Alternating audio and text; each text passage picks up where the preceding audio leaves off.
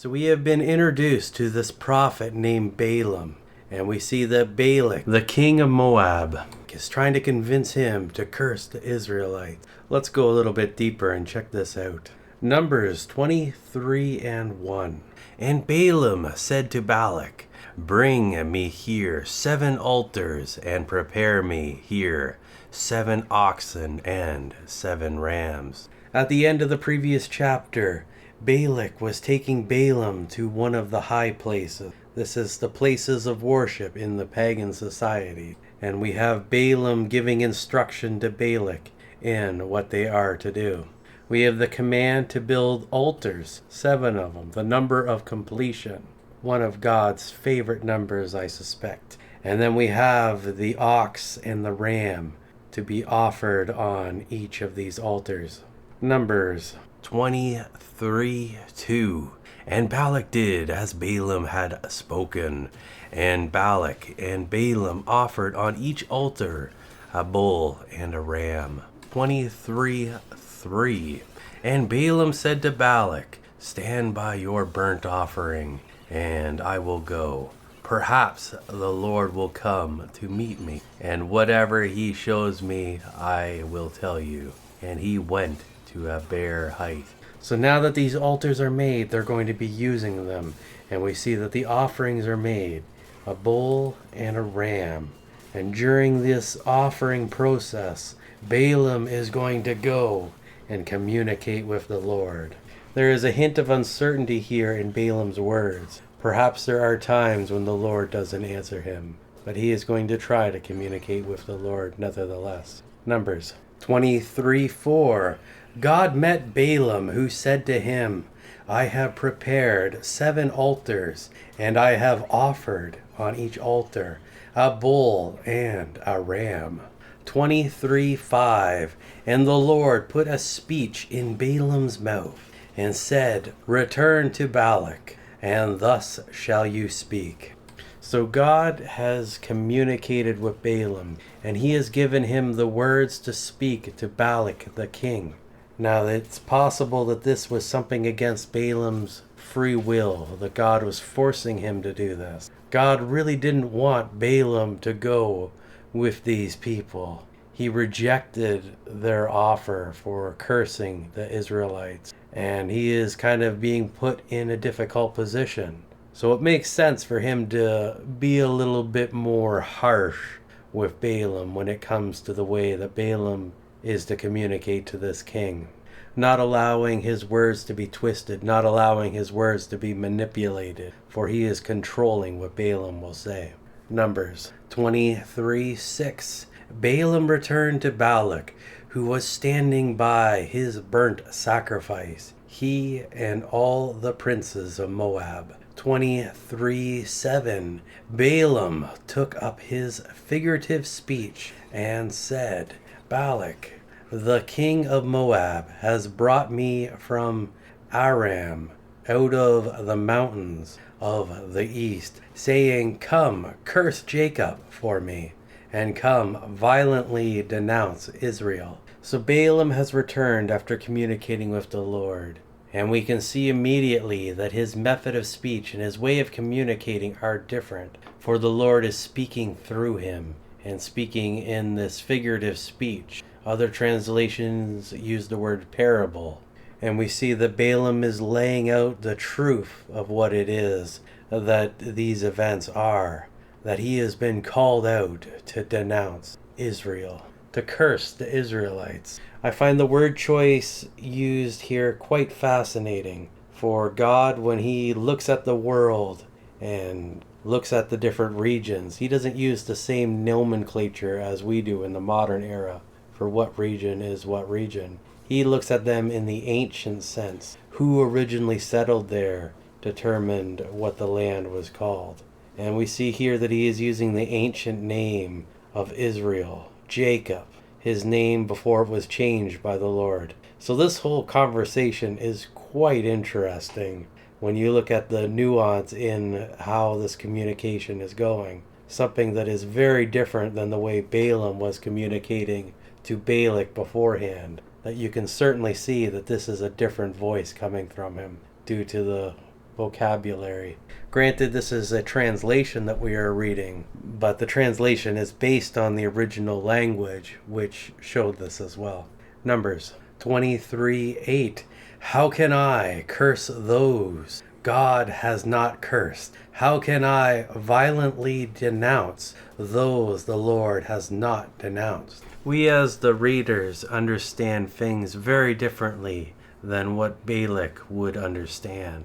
We know that it is the Lord who granted Balaam his ability, and it was the Lord blessing people and the Lord cursing people that caused the effect. And Balaam can only speak what the Lord allows him to, for the Lord is the one in control. He is the one with the power.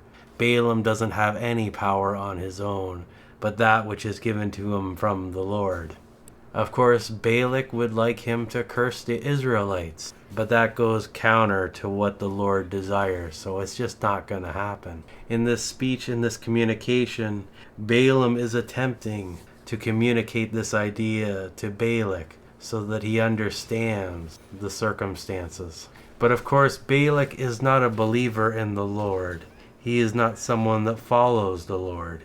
The way he perceives this is that Balaam has power or authority to do these things. And previously, when Balaam rejected his advances when it came to cursing the Israelites, he thought it was simply not enough money, that he had to pay more to convince Balaam to do these things. This is the way that the pagans believed things worked. This was their understanding of the world. Numbers 23:9. From the top of the rocks I see Israel, and from the hills I behold him. Behold, the people of Israel shall dwell alone, and shall not be reckoned and estimated among the nations. 23:10. Who can count the dust, the descendants of Jacob, and the number of the fourth part of Israel? Let me die the death of the righteous, those who are upright and in right standing with God, and let my last end be like theirs. So Balak has called upon Balaam to curse the Israelites, and here Balaam is doing the complete opposite. He is blessing the Israelites, that they shall be alone, as in the country will not be usurped and made a puppet state, that they will have their independence. And then we see that there is a blessing on the amount of people, that they will be like the dust, uncountable and very numerous. So as Balaam is on the top of this mountain and he's looking down on Israel, he can see the layout in how they camp around the tabernacle. They camp in the north and to the south and to the east and to the west, in 4 separate distinct groups. And Balaam sees one of these groups and he declares it as uncountable. And that's just how great the multitude of the Israelites are now, that they cannot be counted from the mountaintop, or even estimated as to what their numbers are. Knowing that these people are greatly blessed by the Lord, he can't really speak out against them, and he would rather die as righteous than to betray them and be made unrighteous and separated from the Lord. We'll see later on how Balaam dies, and it's quite interesting. Numbers 23:11. And Balak said to Balaam, What have you done to me? I brought you to curse my enemies, and here you have thoroughly blessed them instead. Balak is pretty upset with this situation. He has had the reverse happen of what he desired. I wonder if he paid up front, and if he did, he might want to demand a refund at this point in time, for things are really not going to the plan of Balak. Numbers 23:12. And Balaam answered, Must I not be obedient and speak what the Lord has put in my mouth? So Balaam's defense of this situation is to say that these are the words that the Lord has given him to say, and leaves it at that. Numbers 23:13. Balak said to him, Come with me, I implore you, to another place, from which you can see them, though you will only see the nearest, and not all of them, and curse them for me from there. So now they are going to go to another mountain and go through this process again in the hopes that Balaam will curse the Israelites, that the Lord will allow them to be cursed. And we're going to see here from this different perspective that the Israelites are so great in number that they can only see one of the parts of their camp at a time and only an element of it. So it's very difficult to ascertain the exact amount of the Israelites here, despite being on a mountain relatively far away, that they can't really tell how many Israelites there are. And that's kind of cool. Numbers 23:14. So he took Balaam into the field of Zohim, to the top of Mount Pisgah, and built 7 altars, and offered a bull and a ram on each altar. 23:15. Balaam said to Balak, "Stand here by your burnt offering while I go to meet the Lord yonder." 23:16. And the Lord met Balaam, and put a speech in his mouth, and said, "Go again to Balak, and speak thus." So here we have the same process as before. And the Lord communicates with Balaam again, and he is going to give Balaam what he is to speak to Balak. And we'll see what that's about. Numbers 23:17. And when he returned to Balak, he was standing beside his burnt offering, and the princes of Moab with him. And Balak said to him, "What has the Lord said?" It's pretty funny how Balak goes through all this effort, going to another mountain, building these altars, sacrificing these animals, getting Balaam to communicate with the Lord and to relay that message to him, as if it's going to be completely different now that they are on a different mountain. For the pagans, they associated the mountains with power and that they would have better communication the higher up they were, so they always put their monuments on the high place. So he's hoping that maybe they'll have better reception here, and he'll be able to get a better response. Numbers 23:18.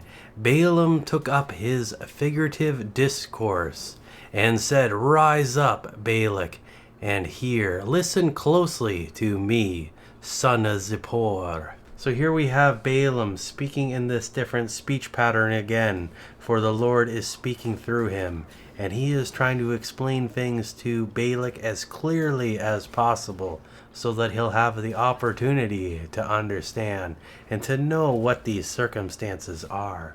Numbers 23:19. God is not a man that he should tell or act a lie, neither the Son of Man that he should feel repentance or compunction for what he has promised. Has he said, and shall he not do it? Or has he spoken, and shall he not make it good? So the Lord is explaining some of his nature to Balak here, that God, the Lord, does not lie, and he does not change his mind. So when the Lord decided to bless Israel, that was what he did. And he is not going to curse Israel now that they are on a different mountaintop asking for it. That's just not going to happen. He's explaining the futility of what Balak has just done. Numbers 23:20. You see, I have received his command to bless Israel. He has blessed, and I cannot reverse or qualify it. Balaam has blessed Israel through the commandment of the Lord, and it is not something that can be undone.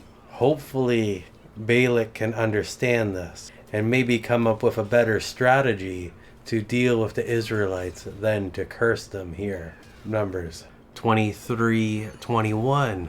God has not beheld iniquity in Jacob, for he is forgiven, neither has he seen mischief or perverseness in Israel for the same reason. The Lord their God is with Israel, and the shout of praise to their king is among the people. So he is explaining now the relationship between Israel and the Lord, between Jacob and the Lord, that the Israelites, they're in good standing. They have the different offerings, they have the different sacrifices, and they're being obedient to them. They've been out wandering the wilderness for a very long time, and they got this stuff figured out, and they haven't been corrupted by the world, for they have been isolated in the wilderness. So they don't have a lot of the perversions as those that are dwelling in Canaan do, the Canaanites and whatnot. So the Israelites are doing good. They're in good standing. Numbers 23:22. God brought them forth out of Egypt. They have as it were the strength of a wild ox. So he's explaining the history here. The Israelites, they were slaves in Egypt. They weren't anything. But God, through his mighty strength, pulled them out of Egypt and brought them into this new land, wandering the wilderness. And now he's leading them into the promised land. Numbers 23:23. Surely there is no enchantment with or against Jacob, neither is there any divination with or against Israel. In due season, and even now, it shall be said of Jacob and of Israel, what has God wrought? It was the divine force of the Lord that led them out of the land of Egypt. It was not enchanters. It was not divination. It was not mysticism. It wasn't these things. It wasn't the occult. It wasn't demons. It was the Lord. It was God. It was the creator of the heavens and the earth that led them out of this land. This is explained in the way that it is due to the nature of Balak. And Balak was presumably a pagan, and he would have believed in all these mystic supernatural forces to do these kinds of things. He was ready to hire a man to curse the Israelites to try to remove them from the land. So he believed deeply into these types of things. But it was not that stuff that got Israel to where it is. And the Lord God is more powerful than anything he can imagine in this pagan idolatry that was the culture of that time. Numbers 23:24. Behold, a people, they rise up as a lioness, and lift themselves up as a lion. He shall not lie down until he devours the prey, and drinks the blood of the slain. Certainly one of the most amazing lines ever written. That just sounds absolutely incredible. I'm sure Balak found this quite intimidating, for this description here suggests at the power of these people and what they will do with their enemies. Numbers 23:25. And Balak said to Balaam, neither curse them at all, nor bless them at all. This is quite humorous. So Balak sees that Balaam is unable to curse this people. So he's looking to compromise. Maybe just don't bless them or curse them, that have no influence, no outside force acting upon them. And maybe then he'll be able to stand a chance against them. Numbers 23:26. But Balaam answered Balak, did I not say to you, all the Lord speaks that I must do? Balaam is not in control of this. This is outside of his control.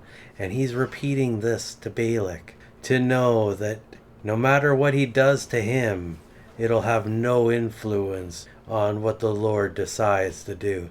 That he cannot be coerced to changing these things, because the Lord is the one with the power and the Lord is the one making the decisions. So there is nothing that he can do in this instance. Numbers 23:27. And Balak said to Balaam, come, I implore you, I will take you to another place. Perhaps it will please God to let you curse them for me from there. So here we are, the same old song and dance. Let's go to another mountain Let's build some altars. Let's sacrifice some animals. You'll go communicate with the Lord, and maybe this time they can be cursed. It's as if he just is unable to understand the nature of the Lord. He thinks that the Lord is going to change his mind going to another location. Numbers 23:28. So Balak brought Balaam to the top of Mount Peor, that overlooks the wilderness or desert of Jeshimon. 23:29. And Balaam said to Balak, build me here 7 altars, and prepare me here 7 bulls and 7 rams. 23:30. And Balak did as Balaam had said, and he offered a bull and a ram on each altar. So here we have the insanity, trying the same thing over and over again with an expectation of a different result. It's unfortunate, but it is what happened here. And I find it interesting that Balaam is going along with this, that he's just, all right, let's go to another mountain, let's make some altars, let's do some sacrifices. Yet the answer remains the same. The Lord is not going to curse the Israelite.